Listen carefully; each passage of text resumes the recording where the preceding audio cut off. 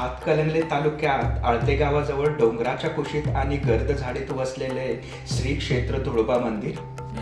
तर रामलिंग मंदिराचं दर्शन घेऊन आम्ही थेट निघालो रामलिंग मंदिरापासून 10 मिनिटाच्या अंतरावर असणारे श्री क्षेत्र तुळोबा येथे.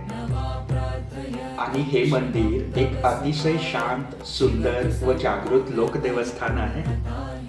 तसेच या दैवताला भगवान शंकराचे रूप देखील मानले जाते. तर हे मंदिर एक निसर्गरम्य वातावरण, हरळी व गर्द झाडांच्या आच्छादनाखाली लपलेले अतिशय सुंदर प्राचीन मंदिर आहे.